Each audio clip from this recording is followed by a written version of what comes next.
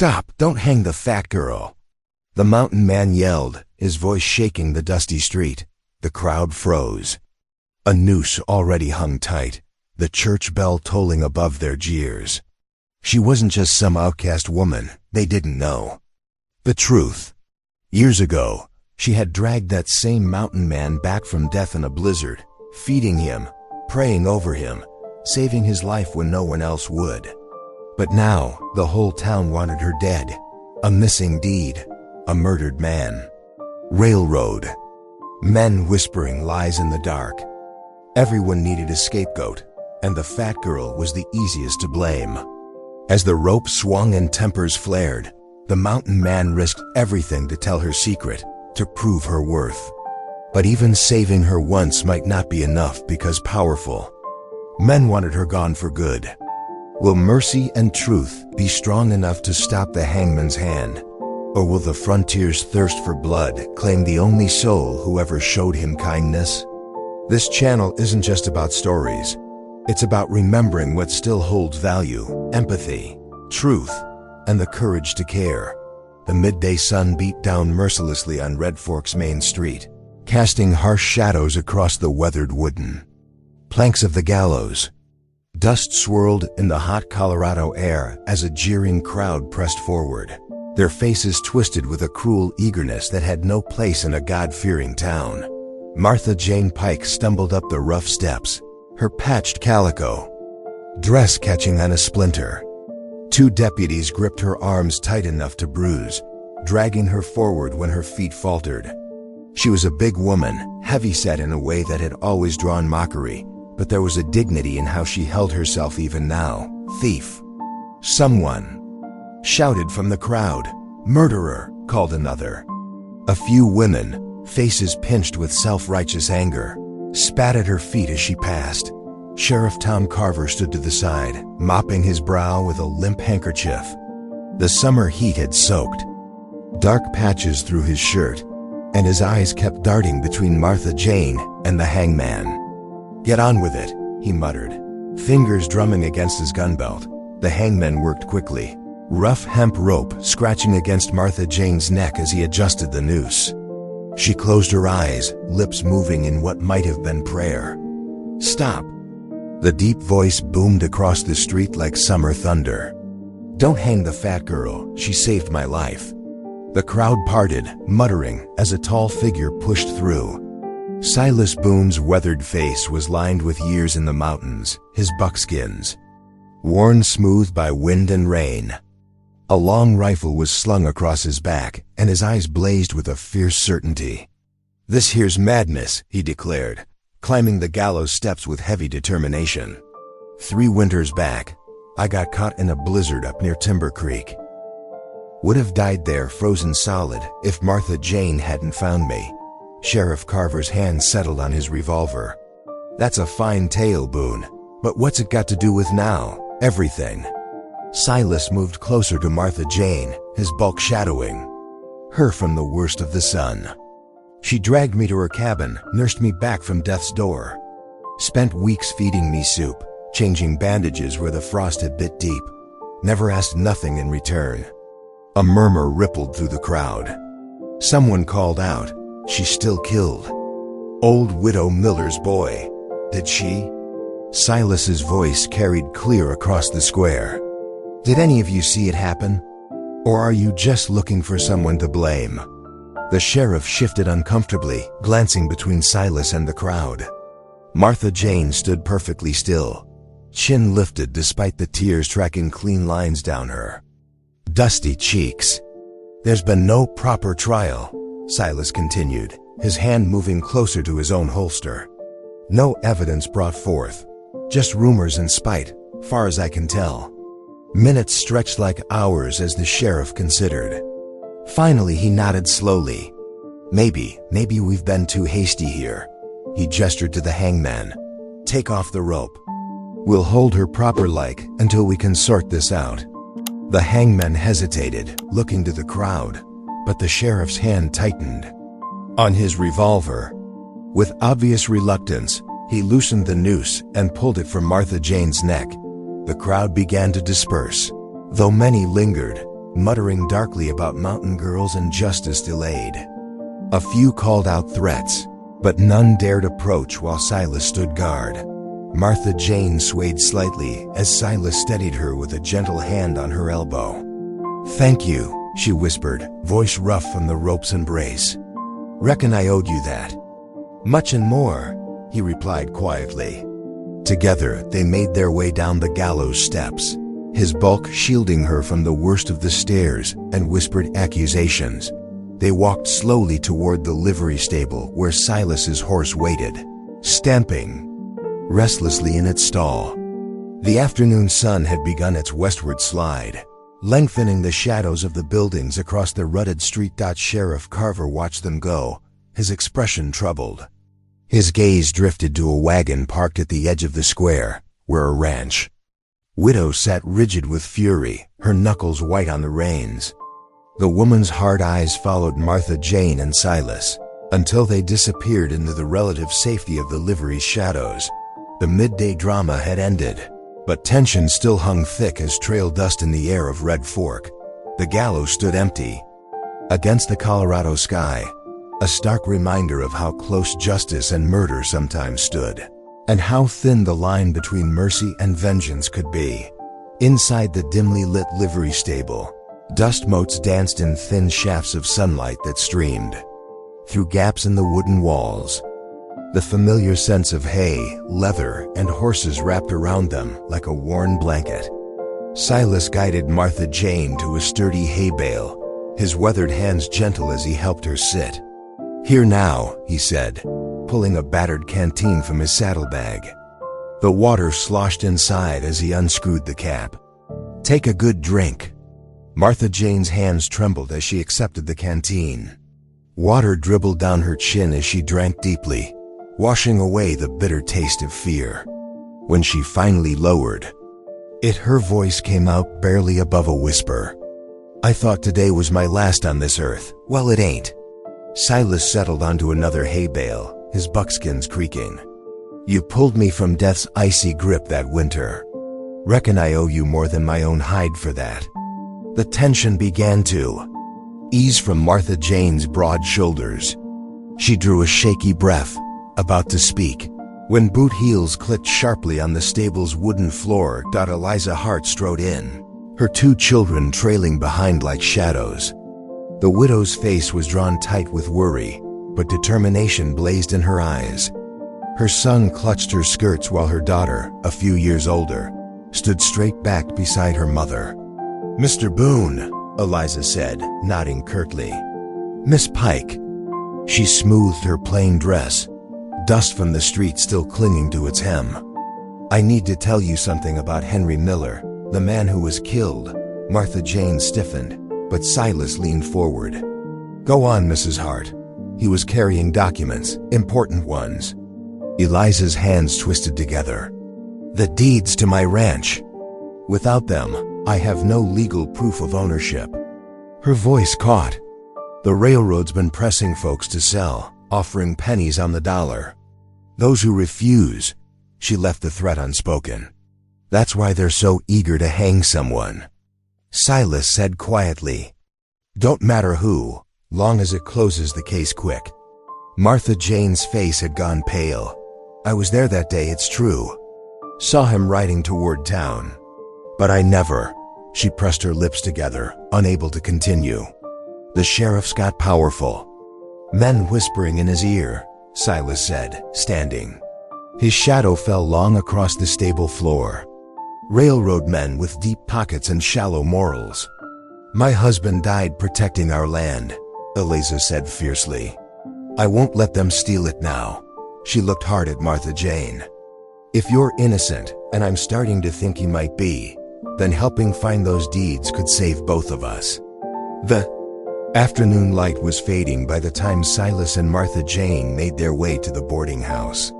The building hunched at the edge of town, its weather-beaten sign creaking in the evening breeze. Inside, the keeper, a thin woman with suspicious eyes, reluctantly showed them to a corner room after Silas paid double the usual rate. "Mind you keep quiet," she warned, shooting Martha Jane a dark look before shuffling away. The room was small, with a single window looking out on the dusty street. A straw tick lay in one corner, and a wobbly table held a tin wash basin. Silas checked the window's latch while Martha Jane sank onto the thin mattress. "I'll be just down the hall," he said, adjusting his gun belt. "Nobody's getting past me tonight." Martha Jane nodded, too exhausted for words. After Silas left, she lay back on the straw tick, its rustling a whispered counterpoint to the muffled sounds of the town settling into evening. Through the window, she could see lanterns being lit along the street, their flames flickering like earthbound stars. Rolling onto her side, Martha Jane clasped her hands together. "Lord," she whispered into the growing darkness, "thank you for this day of life. Thank you for sending Silas to save me, just as you once sent me to save him."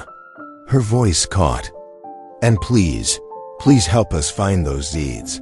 Mrs. Hart's children shouldn't lose their home because of railroad greed."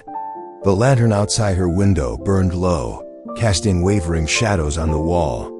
In the distance, a dog barked, and somewhere down the street, a piano played a tinny tune. Martha Jane closed her eyes, the events of the day weighing heavy on her heart. Yet beneath the fear and uncertainty, a small spark of hope flickered, as steady as the lantern's flame, as stubborn as a widow's determination to keep her land. Dawn painted the sky in watercolor hues as Silas led his mule from the boarding house stable. The leather of his saddle creaked as he adjusted the cinch, his movements practiced and quiet in the early morning stillness. Up in her small room, Martha Jane stirred at the first peal of church bells. Their clear tones rang across the sleeping town, calling the faithful to worship. She sat up on the thin straw tick, listening to their familiar song. Something in those bells pulled at her heart, reminding her of better days. The clapboard church stood modest but proud at the edge of town, its white paint peeling in places. Martha Jane's boots made soft sounds on the wooden steps as she approached. Inside the doorway, the gray-haired preacher stood greeting his flock, his kind eyes crinkling as he spotted her. "Welcome, child," he said, extending his hand while others drew back, their faces hard with judgment. "God's house is open to all." Martha Jane slipped into the last pew, keeping her eyes down as whispers rustled through the congregation like dry leaves. When the first hymn began, she recognized it instantly. "Amazing Grace." The familiar words rose in her throat before she could stop them, her voice joining the others in quiet harmony. As the service ended and people filed out into the bright morning sun, several children lingered near Martha Jane. A small girl with braided hair tugged at her skirt. "You sing real pretty," the child said, smiling up at her. Martha Jane's heart warmed at the innocent praise. She laughed softly, the sound genuine and gentle. "Why, thank you, little one. My mama taught me all the old songs." But before she could say more, the girl's mother rushed over, face pinched with disapproval. "Come away, Sarah," she hissed, pulling her daughter back. "Don't go near that woman, she's tainted." Other mothers quickly gathered their children, hurrying them away while whispering warnings. Martha Jane stood alone on the church steps, her shoulders straight despite the weight of their scorn. Silas returned just then, reading the hurt in her eyes, though she tried to hide it behind a brave smile. "Come on," he said gruffly, touching her elbow. "Let's get some breakfast." The diner was nearly empty when they entered, morning sunlight streaming through its grimy windows. The cook took one look at Martha Jane's size and sneered. "We don't serve her kind here." Something dangerous flickered in Silas's eyes, but Martha Jane laid a steady hand on his arm. "Mind if I use your stove?" she asked the cook. "I'll pay double." The cook shrugged, stepping aside. Martha Jane moved behind the counter with surprising grace, her hands sure as she cracked eggs into a hot skillet. Soon the sizzle and smell of breakfast filled the air. "Best eggs I've had since that blizzard," Silas said later, sopping up the last bit with a biscuit. "Remember how you made food stretch for days while we waited out the storm?" Martha Jane nodded, pleased despite herself. By dusk, they had gathered supplies and headed out of town toward an old line shack Silas knew. The abandoned cabin sat in a small clearing, its windows dark, but its roof still sound. While Silas built a fire in the stone hearth, Martha Jane began humming softly.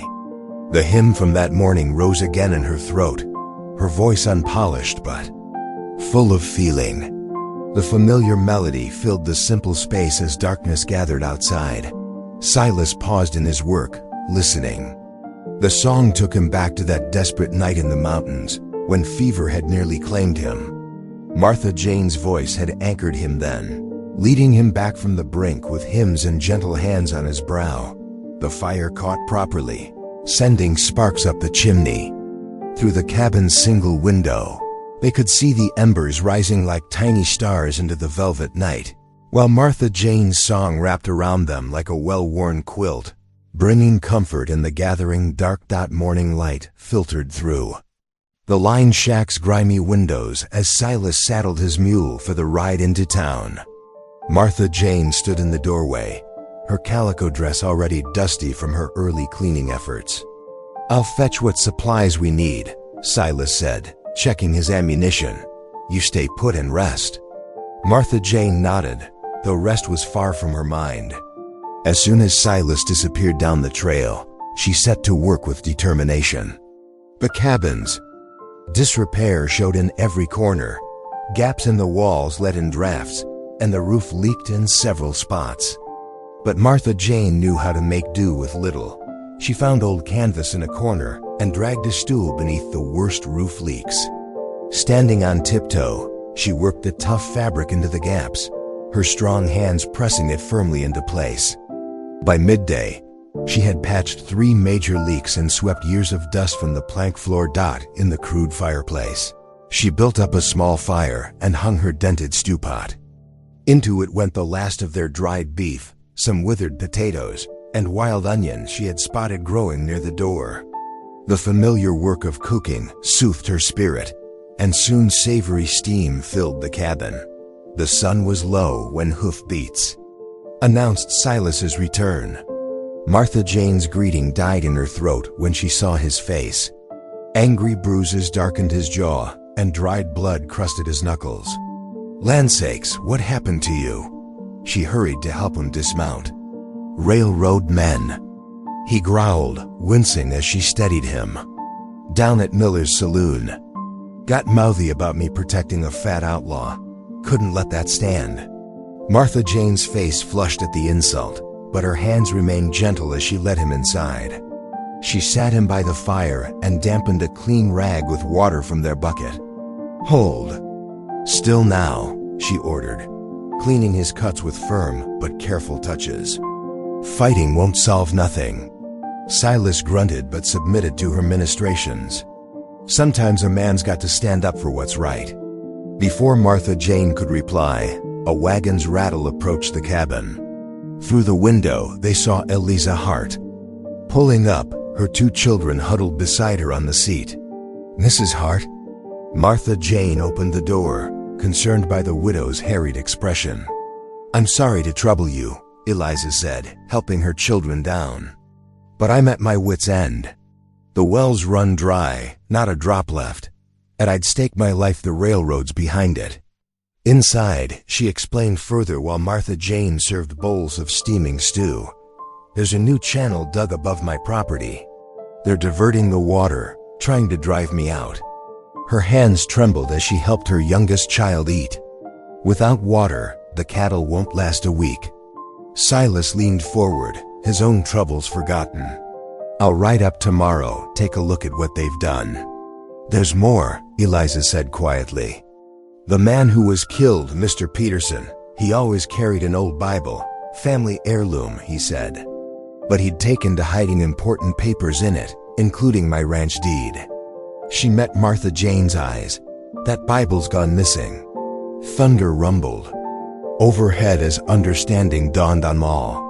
The murder and the missing deed were pieces of the same puzzle. Martha Jane felt hope stir. Here was a chance to prove her innocence and help this desperate widow.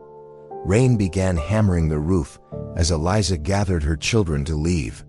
"Thank you for the meal," she said, "and the hope." She hurried them through the downpour to her waiting wagon. The storm's fury increased as night fell. Despite Martha Jane's patches, water soon found new paths through the old roof.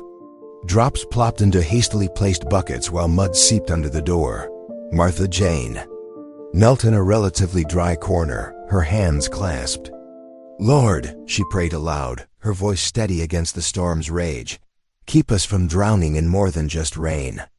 Guide us through this valley of shadows, and help us find justice for those in need."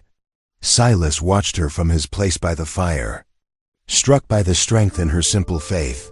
Lightning flashed, illuminating her face, peaceful despite their dire circumstances. Though he wasn't much for praying himself, something about her steadfast trust touched him deeply. The storm howled on, but Martha Jane's prayer seemed to fill the leaky cabin with a different kind of warmth. She rose from her knees and began humming an old hymn while she moved buckets to catch new leaks, her spirit unshaken by the rising. Mud or the challenges ahead. Dawn painted the sky in pale stripes as three riders set out from the line shack. The night's storm had left puddles everywhere, making the irony of Eliza's dry well all the more bitter. Martha Jane rode beside the widow's wagon, while Silas led the way toward the Hart Ranch. "Look there," Silas pointed when they reached the well. Fresh mud marked where water had recently flowed, but the well itself stood empty. Eliza's cattle clustered nearby, lowing their thirst. Martha Jane dismounted, her skirts dragging in the mud as she followed a trail of disturbed earth. "These marks are new," she said, tracing the ground with work-roughened fingers. "Someone's been digging here, and recent too." Silas tracked the channels further, his experienced eyes reading the land. The fresh-cut ditches snaked away from Eliza's property, all leading toward railroad land to the north. "They're stealing your water, Mrs. Hart, diverting it clean away from your well." Eliza's face hardened as she watched her children splash in leftover puddles. "Without proof, what can we do?" The ride back was solemn until Martha Jane noticed the children's downcast faces. "Say, you young'uns ever hear any frontier riddles?" The smallest Hart child perked up. "What kind of riddles?" "Well now," Martha Jane's eyes twinkled. "What has banks but no money, a bed but never sleeps, and runs but has no legs?" The children puzzled it over while their mother listened, trying not to show interest. "A river," the older child finally shouted, giggling. Martha Jane nodded, pleased. "Here's another. What wears a leather collar but ain't a dog, works all day but ain't paid a cent?" This time both children laughed as they called out, "A mule!" Even Eliza couldn't help smiling at their joy. Martha Jane continued spinning riddles until they reached town. The children's laughter echoing down the dusty street. They stopped their wagon near the small church, where afternoon shadows stretched across weathered clapboards. "I need to look inside," Martha Jane said quietly to Silas. "Something's telling me to check." While Eliza took her children to buy supplies, Martha Jane slipped into the cool darkness of the church.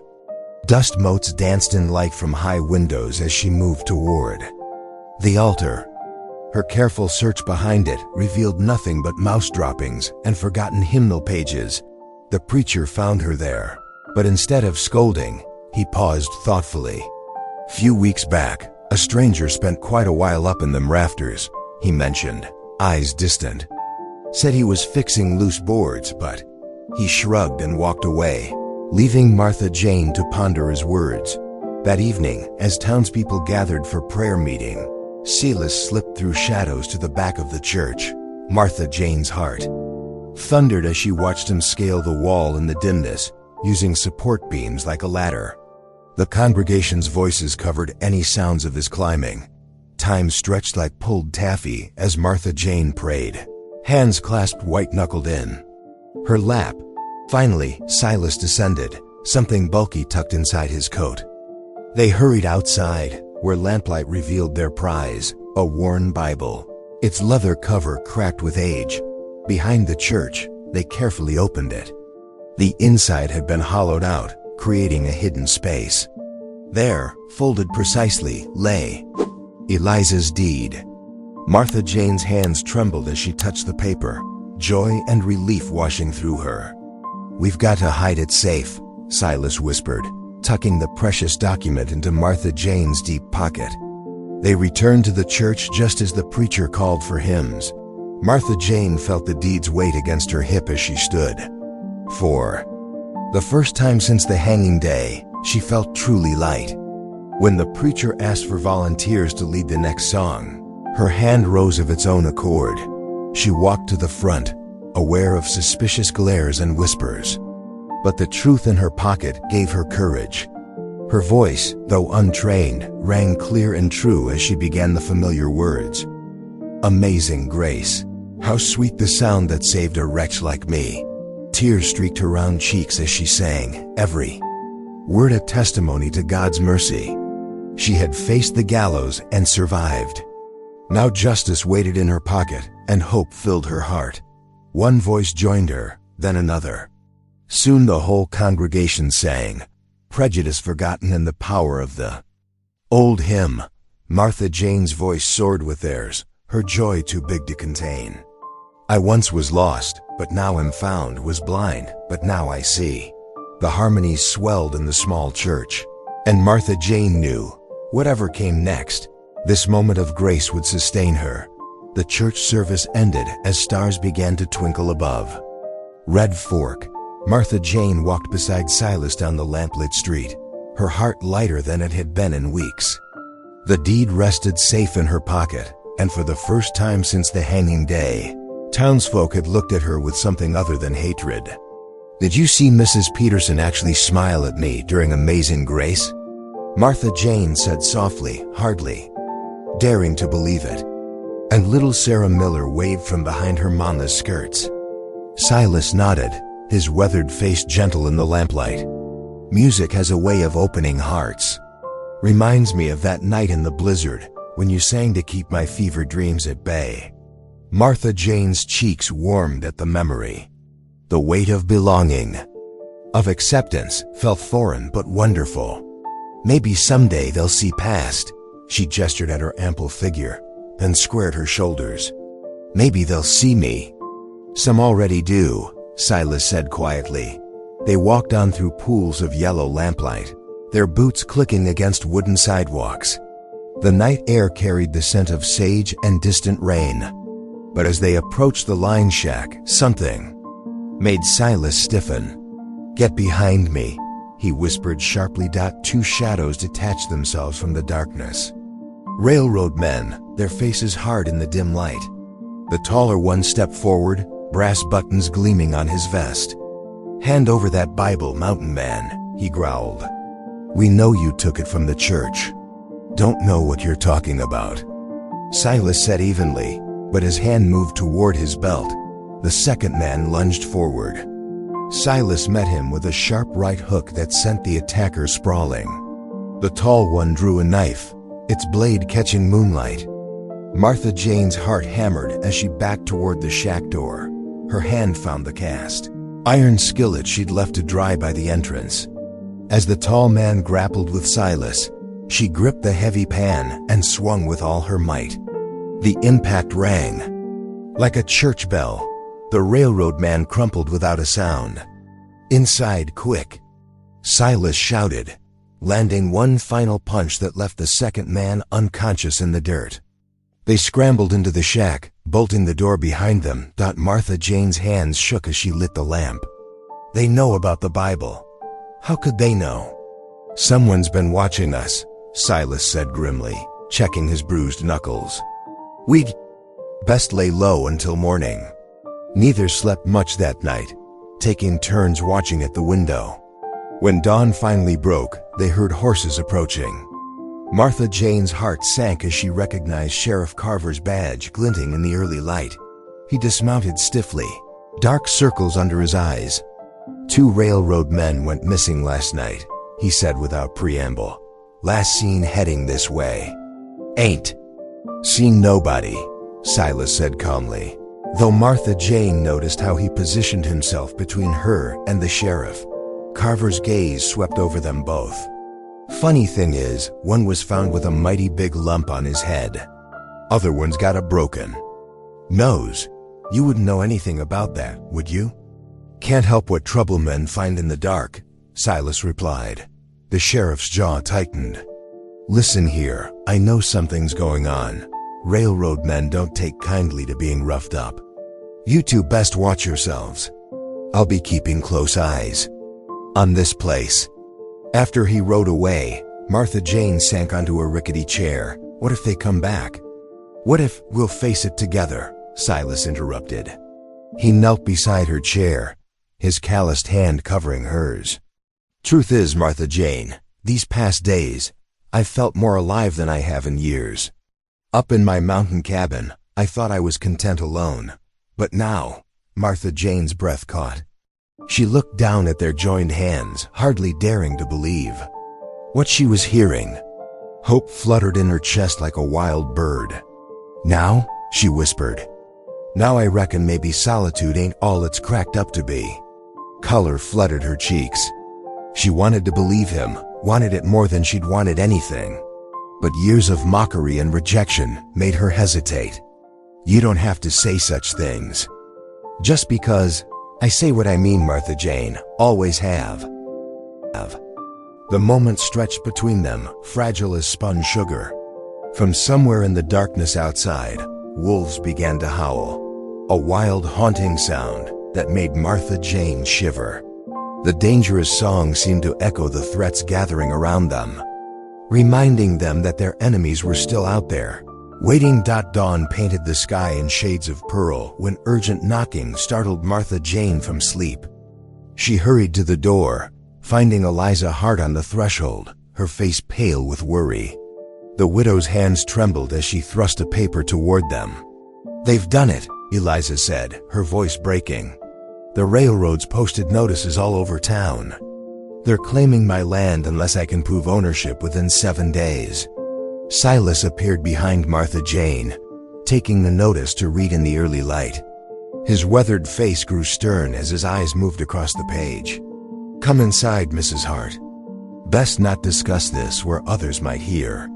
Martha Jane pulled out their only chair for Eliza, who sank into it, wringing her hands. What will I do?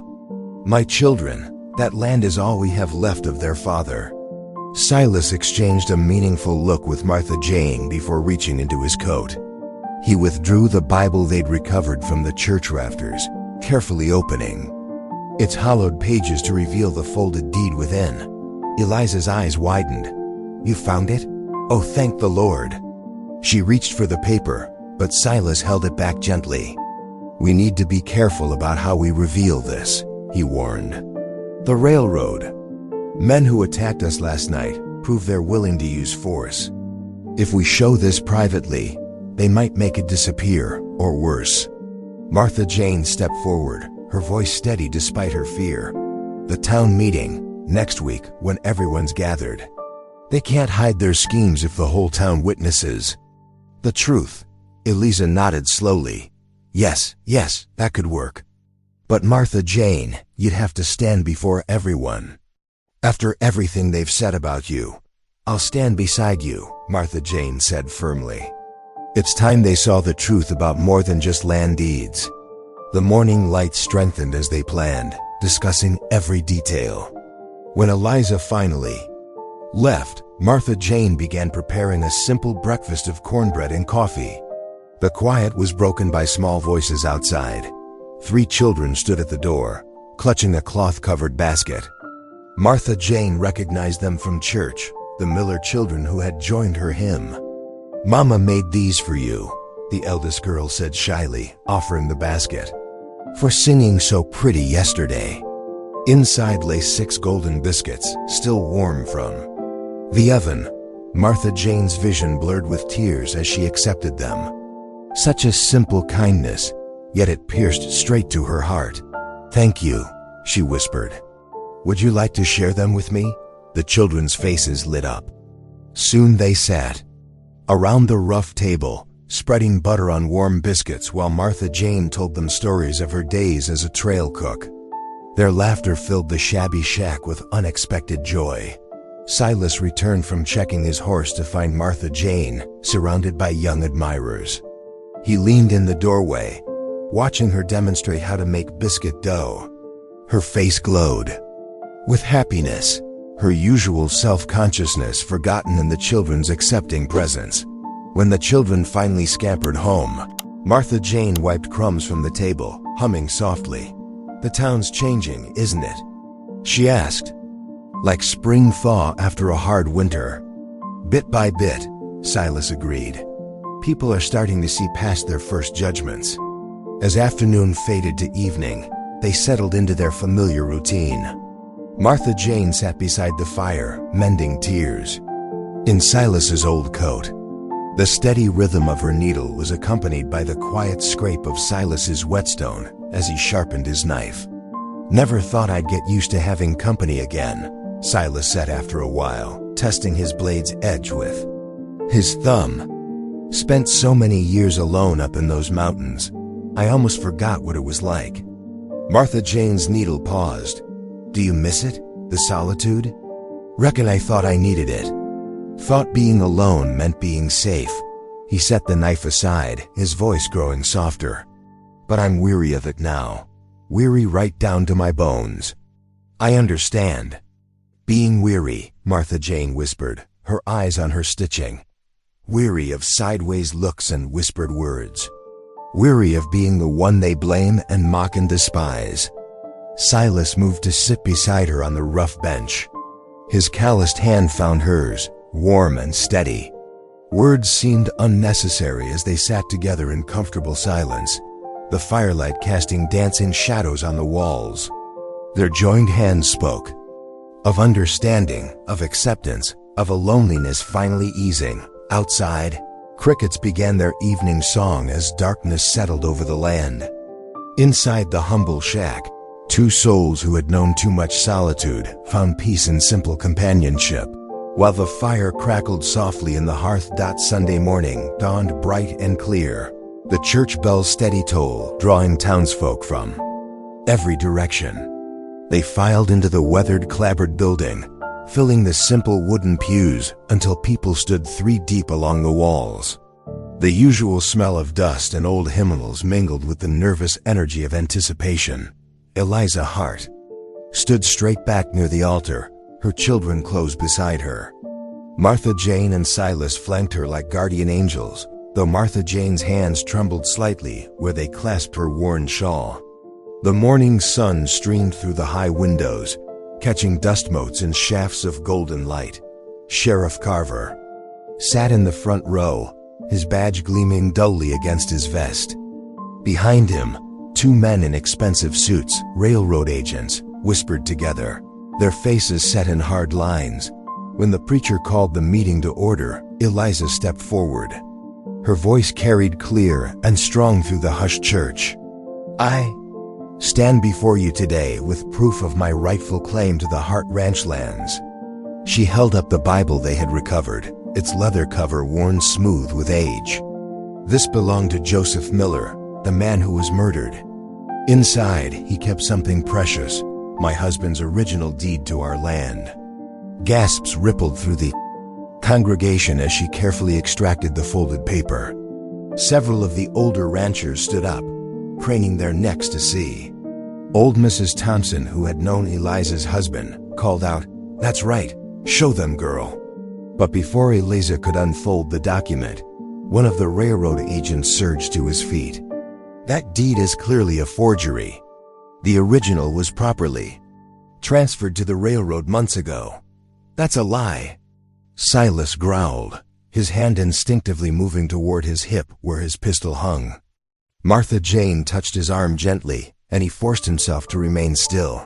The sheriff rose slowly, his face troubled. "Where exactly did you get that Bible, Mrs. Hart?" "We found it," Martha Jane spoke up, her voice steady despite her fear. "In the church rafters where, so you admit to taking it?" The second railroad agent pointed an accusing finger. "Just like you took it from poor Miller before he died." "No," Martha Jane protested, but the damage was done. The sheriff's expression hardened as he stepped forward. "Martha Jane Pike," he declared, "you're under arrest for the theft of legal documents and the murder of Joseph Miller." The church erupted in chaos. Half the congregation shouted in protest while others called for immediate justice. Eliza clutched the Bible to her chest as the sheriff approached with iron manacles. "You can't do this," Mrs. Thompson cried. "That girl's innocent as a lamb," but others disagreed. "Hang the thief," someone shouted from the back. "She's fooled us long enough." Silas's face darkened with fury, his fingers twitching toward his gun. But Martha Jane caught his eye and shook her head slightly. Violence would only make things worse. The sheriff clasped the iron shackles around Martha Jane's wrists. The heavy metal seemed to mock the delicate lace trim on her Sunday dress. As he led her toward the door, she held her chin high, though tears glimmered in her eyes. "The Lord knows the truth," she said softly, her gaze sweeping over the divided congregation. "I pray He helps you see it too." The townspeople spilled out onto the street, arguments still raging. Eliza clutched her children close, watching helplessly as Martha Jane was marched toward the jail. Silas stood frozen on the church steps, his weathered face etched with pain and rage. As the sun set that evening, Silas paced outside the jailhouse like a caged mountain lion.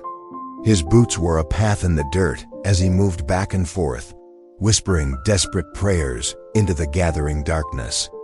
"Lord, give me strength to save her. Show me the way."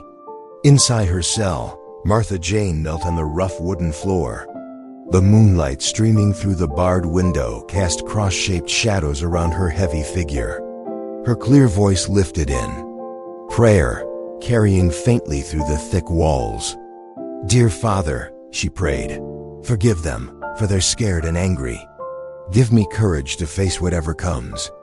And please, Lord, help them see the truth before it's too late." The night grew deeper, but sleep eluded both Martha Jane and Silas.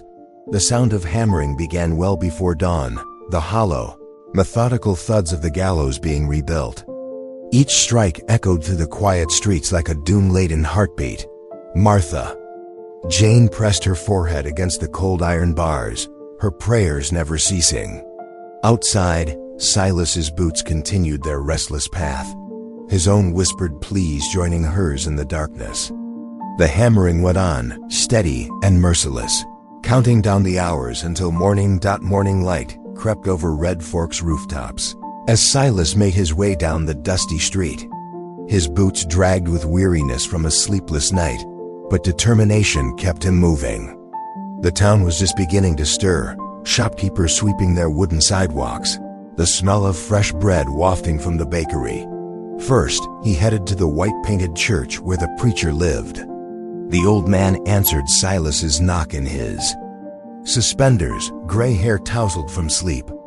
"Reverend," Silas said, removing his hat, "you know Martha Jane's innocent. You saw how she prayed, how she sang. Help me convince them." The preacher's weathered face creased with worry.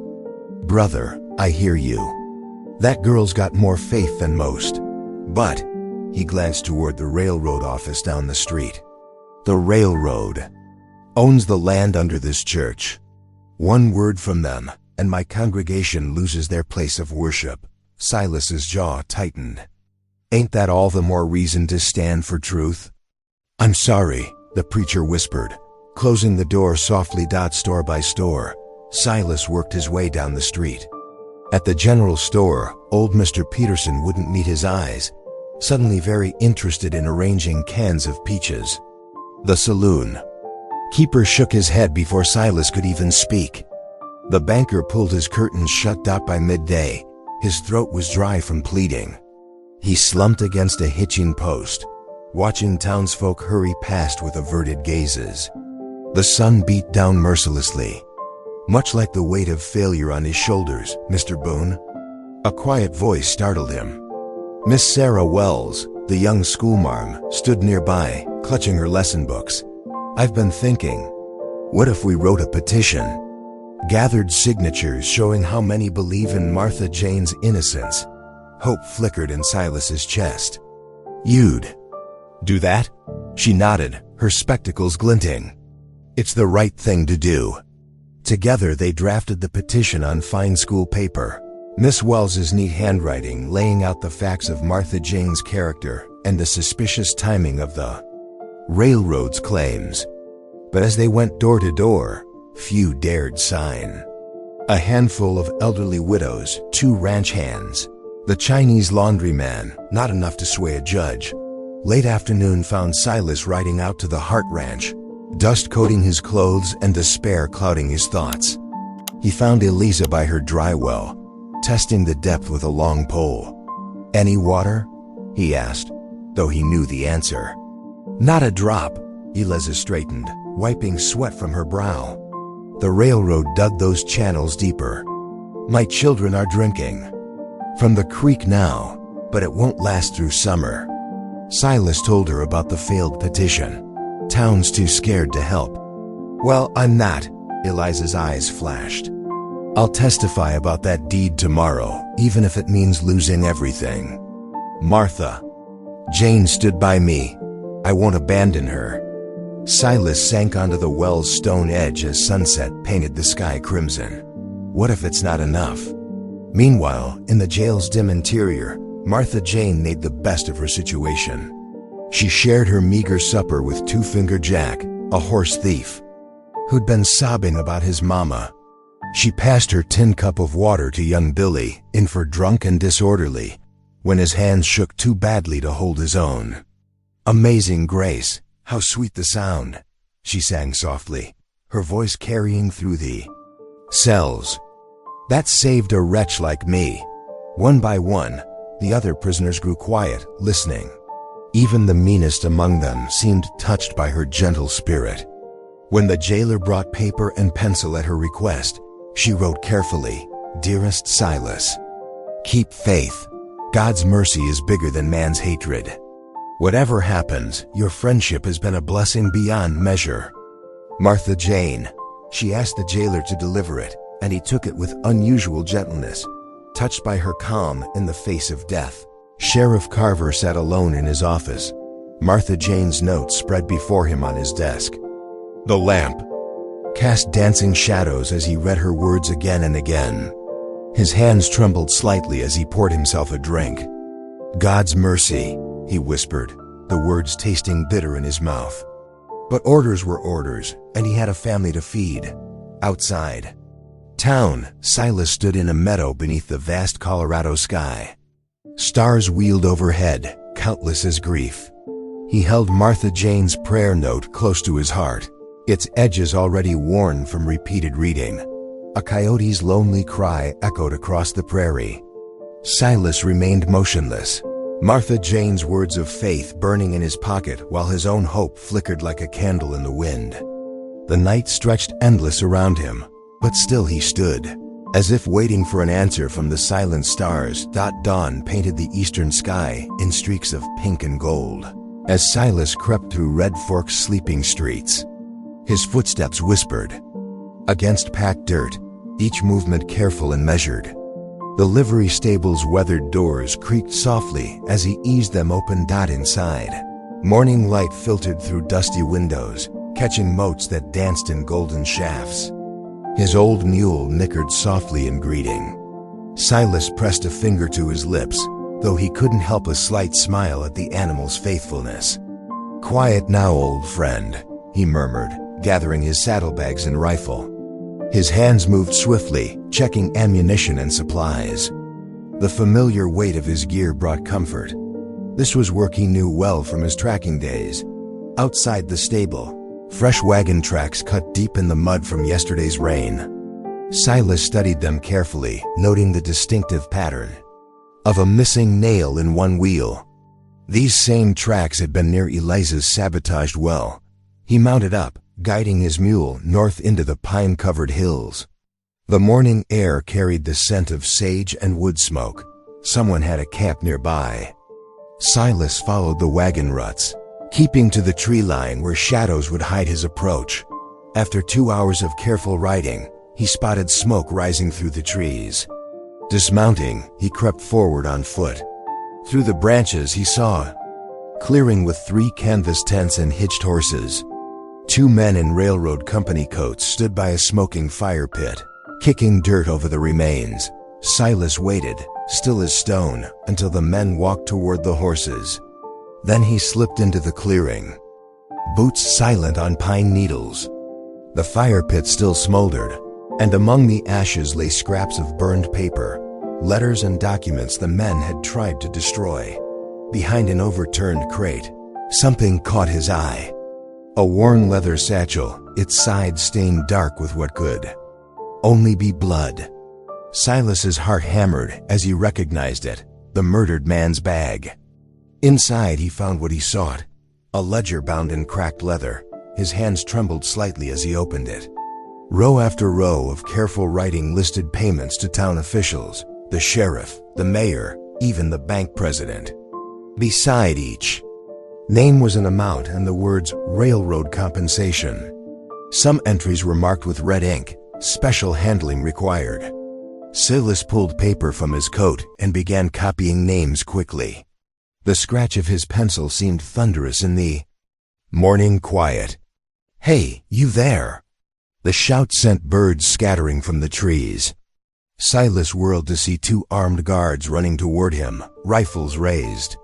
He shoved the ledger inside his coat and bolted for the trees. Gunshots cracked behind him. Bark exploded from a trunk near his head. Silas ran harder, crashing through undergrowth. His boots slipped on pine needles as he wove between trees. More shots followed, closer now. The ground ahead dropped away suddenly, a steep ravine carved by spring floods.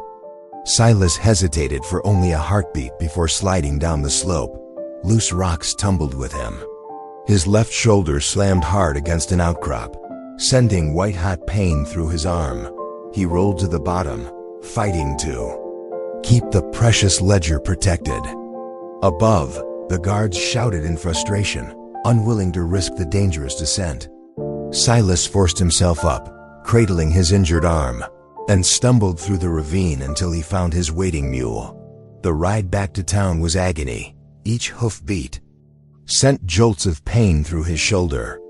The sun crossed the sky and sank toward the western peaks as Silas pushed on, stopping only to rest his mount. The ledger pressed against his ribs like a brand. Darkness had fallen by the time he reached the old line shack.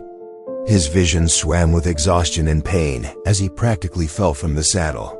He barely managed to secure his mule before staggering to the door. Inside, he collapsed onto the rough plank floor.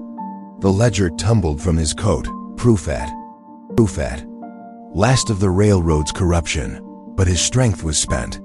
As consciousness faded, one word escaped his lips in a ragged whisper: "Martha." Silas woke to sunlight streaming through the shack's cracks. His shoulder throbbed, and Martha Jane's prayer note was still clutched in his trembling hand. The paper felt damp with sweat, her careful letters smudged but legible. "Keep faith, dear friend. God's mercy never fails." He pushed himself up, gritting his teeth against the pain. The stolen ledger lay where it had fallen last night. Its pages held the truth that could save Martha Jane, if he could only get people to listen. Outside, his mule stood patiently in the lean-to. Silas checked the animal's feed and water, then slowly mounted up, each movement sending fresh waves of pain through his injured shoulder. The morning air felt crisp against his face as he urged his mount toward town. The preacher's modest home sat behind the church, its whitewashed walls gleaming in the early light. Silas practically fell from his saddle, stumbled up the steps, and pounded on the door. When it opened, he pushed past the startled preacher and slammed the ledger onto the kitchen table. "Read it," Silas commanded, his voice rough. "Every name, every bribe." The preacher's weathered face grew pale as he turned the pages. His hands shook when he reached one particular entry. There, in neat script, was his own name alongside a sum marked church roof repairs. The older man's voice cracked. justified it as doing good for the congregation. But taking their money was wrong. God forgive me. He sank into a chair, head bowed. There's still time to make it right, Silas said, gentler now. Read this evidence at the hanging. Show everyone how the railroad bought their silence with blood money. The preacher looked up, tears in his rheumy eyes. Yes, yes, I will. May God give me strength to face what comes after. At the jail, Martha Jane sat cross-legged on her thin mattress, carefully braiding her dark hair. Her fingers moved slowly, weaving each strand with care, as if preparing for a special occasion rather than her own death. Her lips moved in silent prayer. Lord, forgive them, she whispered. They're scared and hungry, just like I've been. Show them your mercy, like you showed me. A shadow fell across the cell floor. Eliza Hart stood at the bars, holding a cloth-wrapped bundle. Fresh bread, she whispered, passing it through. Silas is fighting for you, Martha. Don't lose heart. Martha. Jane's eyes welled up. You're risking much being kind to me. You showed kindness to my children, Eliza replied firmly. That means something. Outside the jail, hammers rang against wood as men finished the gallows. The rough pine boards gleamed, still fresh cut and raw. A coil of new rope hung ready, waiting for its grim purpose. Silas limped through town with the preacher at his side, the ledger tucked safely in his coat. At the schoolhouse, they found the schoolmarm grading papers. She listened intently to their evidence, then stood up straight, her spine like iron. I'll stand with you, she declared, gathering her shawl. The children need to see that truth matters more than fear. They found Eliza's eldest son, Tommy, feeding chickens behind the Hart Ranch. The boy's face hardened when he heard about the railroad's treachery. Ma says Miss Martha was good to us, he said. I ain't letting them hang her without speaking up. Their small band grew slowly as they walked the streets. A shopkeeper whose wife Martha Jane had nursed through fever. A stable boy who remembered her sharing her dinner. Not many, but each one a soul choosing conscience over comfort. The morning wore on, sun climbing higher. Silas's shoulder burned, but he pressed forward. Every step brought them closer to the moment of truth, and to Martha Jane's fate dotted precisely. 12 o'clock, the church bell began to toll. Its deep bronze voice rolled across the town, calling people to gather. Each measured strike marked another minute ticking away. Townsfolk emerged from shops and homes, drawn toward the gallows like iron filings to a magnet. Children hung back, sensing the gravity in their parents' faces. Dogs slunk away, tails low. Silas stood with his small group of allies, watching the crowd grow. The preacher clutched his Bible, knuckles white. The schoolmarm's chin was raised. Defiantly, Tommy Hart's young face showed a determination beyond his years. The bell tolled on, counting down the moments until Martha Jane would face her accusers, and until the truth hidden in Silas's coat would finally come to light. The town square buzzed with dark excitement as noon approached. Townsfolk pressed shoulder to shoulder around the fresh-built gallows, their faces hard with judgment. Children peeked between adults' legs while mothers clutched shawls against the autumn chill. The scaffold's new pine boards gleamed golden. In the midday sun, 2 deputies led Martha Jane from the jail. Her braided hair caught the light, and her patched calico dress hung neat and clean. Though irons weighed her wrists, she walked with quiet dignity. Her lips moved in gentle song, the hymn barely audible above the crowd's harsh murmuring. Amazing grace, how sweet the sound. Silas watched from the edge of the crowd, his injured shoulder throbbing beneath his coat. The preacher stood beside him, Bible clutched to chest, face pale but determined. The schoolmarm and Tommy Hart kept close while Eliza lingered near the back, her younger child hidden in her skirts. The sheriff mounted the steps ahead of Martha Jane, his badge catching sunlight. Sweat beaded on his forehead despite the cool air. The hangman waited above, rope coiled ready in his calloused hands. Martha Jane climbed steadily, never breaking her quiet song. Was blind, but now I see. Now, Silas hissed. He shoved forward. Through the press of bodies, the preacher closed behind. Pain shot through his shoulder as he shouldered past resistant townspeople. Stop! Silas's voice boomed across the square. This hanging's built on railroad lies. The sheriff raised his hand, but the hangman had already slipped the noose over Martha Jane's head. The rough hemp brushed her neck as he began to tighten it. Read it, Silas commanded. Read every cursed name. The preacher lifted the ledger high, his voice cracking but clear. These pages show blood money paid to turn this town against justice. Paid by the railroad to steal Widow Hart's land. He began reading names and amounts, each entry falling like hammer blows in the sudden quiet. Gasps rippled through the crowd. Men shifted uneasily as their neighbors were named. Women covered their mouths in shock. The sheriff's face darkened when his own name emerged. It's lies, shouted a railroad agent from the crowd.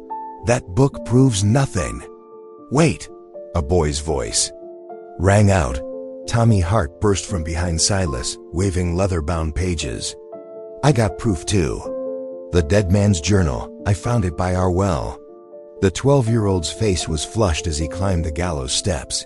I was scared to tell before. But it shows everything. How the railroad men threatened him. How they planned to kill him if he didn't help steal Ma's land. Martha Jane stood perfectly still, the noose still tight around her neck, her song finally silent. But her eyes shone with unshed tears as she watched the boy's courage. The sheriff took the journal with trembling hands. As he read, his face grew ashen. These pages name the murderers, he announced hoarsely. Railroad men, just like the girl claimed. He turned to the hangman. Cut her loose. Chaos erupted. Townsfolk who moments ago had called for blood now turned on the railroad agents in their midst. Shouts and curses filled the air as the agents tried to flee through the angry crowd. Silas bounded up the steps, ignoring his shoulders, screaming protest. His knife flashed as he cut through the rope at Martha Jane's neck. The noose fell away, leaving a red mark on her pale skin. She stumbled forward into his arms, her face pressing against his chest. Her tears soaked his shirt as he held her close, his own eyes burning. You're safe now, he whispered into her hair. You're safe. Below, the mob drove the railroad men toward the town limits. Rocks and rotten vegetables flew through the air. The agents ran, ducking and cursing, their fine suits stained with the town's fury. The sheriff stood watching it all, the dead man's journal still clutched in his hands. His face showed the weight of his shame, of justice too long delayed. Martha Jane lifted her head from Silas's chest, her cheeks wet but her eyes bright. God's mercy never fails, she said softly. Silas could only nod, his throat too tight for words. He kept his arms around her as they watched the last railroad agents disappear down the dusty road, driven out by the righteous anger of a town that had finally seen the truth. The preacher's voice rose above the dimming chaos, reading the final, damning entries from the ledger. But Martha Jane had begun to sing again, her voice stronger now, free of the noose's shadow. One by one, other voices joined her hymn, until the sound of grace filled the autumn air where hatred had ruled only. Moments before, the autumn sun slanted low across Red Fork's main street as the last railroad men fled town, their fine suits covered in dust and rotten vegetables. Behind them, townspeople gathered in small clusters, their anger cooling to quiet reflection. The weight of truth settled heavy on shoulders that had too long bent under corruption's yoke. Inside the courthouse, Eliza Hart stood trembling as the judge examined the recovered deed. Her children pressed close against her skirts while Martha Jane and Silas watched from nearby benches. When the judge's gavel finally fell, declaring the widow's rightful ownership of her ranch, Eliza's composure cracked. Tears streamed down her weathered cheeks as she clutched the precious document. Thank you, she whispered, turning to embrace Martha Jane. Without your courage, I'd have lost everything." Martha Jane returned the hug awkwardly, still unused to acceptance where scorn had lived so long. "The Lord provides," she murmured, her own eyes damp. Outside the courthouse steps, the preacher gathered a growing crowd. His gray head was bowed, but his voice carried clear and strong. "I have sinned against God and this town," he declared. "I took railroad money, believing their lies about progress. But true progress must be built on truth and justice." He lifted his face to the crowd. "Let us rebuild Red Fork on those foundations." Murmurs of agreement rippled through the assembly. Several other men stepped forward to confess their own parts in the railroad schemes. The sheriff stood silent at the edge, his badge catching the late afternoon light. At the boarding house, Silas helped Martha Jane to a quiet corner. Her wrists were raw from the irons, angry red circles marking where metal had bitten flesh. With gentle hands, he cleaned and wrapped the wounds, his weathered face tight with concern. "Thought I'd lost you today," he said gruffly, securing the last bandage. "Feared it more than any mountain storm or grizzly." His calloused fingers lingered on her wrist, feeling her steady pulse. Martha Jane touched his cheek, her eyes soft. "The Lord kept me safe. Through you, and Tommy's bravery, and even the preacher's repentance. Reckon he did it that." Silas cleared his throat. "But I aim to do the keeping from now on, if you'll let me." Before Martha Jane could respond, excited voices called from outside. Children who had once hidden from her now crowded the boarding house porch, begging her to come to church. Their mothers stood nearby, faces apologetic and welcoming where judgment had been dot as evening painted the sky in purple and gold. Lantern lights spilled from the church windows. Inside, rough wooden pews filled with townspeople, drawn by more than habit or duty. The preacher had opened the service to testimony and song, letting truth and healing flow together. Martha Jane sat near the front, Silas a solid presence beside her. When the preacher invited her to lead a hymn, she rose without hesitation. Her voice, though still marked by the noose's touch, rang clear and true through the wooden walls. "Blessed assurance, Jesus is mine." One by one, other voices joined hers. Eliza's clear soprano, her children's sweet treble, the preacher's baritone, and finally, Silas's rough bass. The harmony swelled, lifting toward heaven like a prayer of thanksgiving. Lantern light played across faces that hours before had been twisted with hate, now softened by shame and hope. Women who had spat at Martha Jane now smiled through tears. Men who had called for her death now nodded respectfully to Silas. Tommy Hart sat proud beside his mother, the weight of his courage still bright in his young face. The sheriff stood. At the back, his badge missing from his chest, but his shoulders straighter for its absence. As the last notes of Blessed Assurance faded, Martha Jane remained standing. Her simple calico dress glowed in the lantern light, and her face shone with a beauty beyond mere features. Here was the mercy that had saved Silas in a blizzard, that had forgiven a town's cruelty, that pointed the way toward healing. The preacher rose beside her. "Let us pray," he said softly. "For God's grace, for our town's renewal, and for the courage to walk in truth from this day forward." Heads bowed throughout the church, but many eyes stayed fixed on Martha Jane, seeing in her what they hoped to become, stronger, kinder, more faithful. Silas watched her too, his weathered face gentle with wonder at the power of forgiveness to transform not just hearts, but entire communities. Autumn painted the aspens gold along Eliza Hart's fence line, as Silas and Martha Jane worked side by side, passing tools and mending broken rails. The October air carried a crisp sweetness, mixing with the scent of fresh-cut pine posts and honest sweat.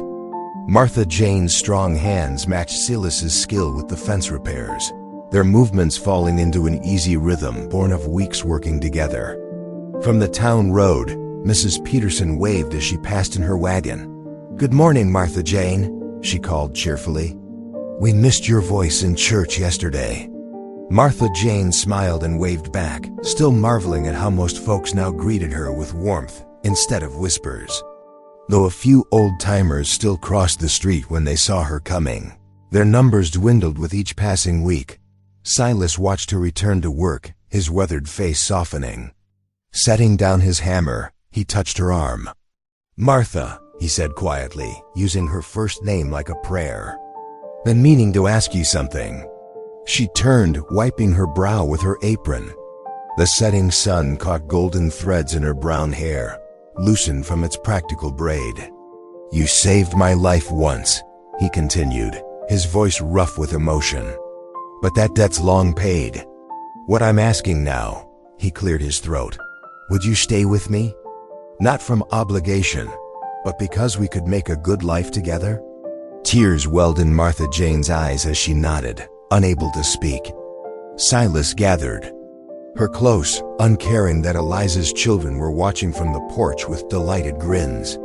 That evening, they gathered around Eliza's kitchen table, the lamp casting warm light over bowls of steaming stew and fresh bread. After Silas said grace, Tommy and Sarah Hart peppered Martha Jane with questions about wedding plans until their mother gently shushed them. "Sing for us, Miss Martha Jane," Sarah begged as they finished their meal. "Please?" Martha Jane smiled, and her clear voice filled the kitchen with amazing grace. Silas took her hand, his calloused fingers entwining with hers. The firelight danced across their faces, the mountain man who had found his home, and the woman who had found her place of belonging. Eliza watched them with grateful tears, seeing how love had woven them all into a family stronger than blood. If today's story echoed in your heart, I hope you'll stick around. Subscribe, and I'll be here again tomorrow with another story that speaks softly but stays deeply.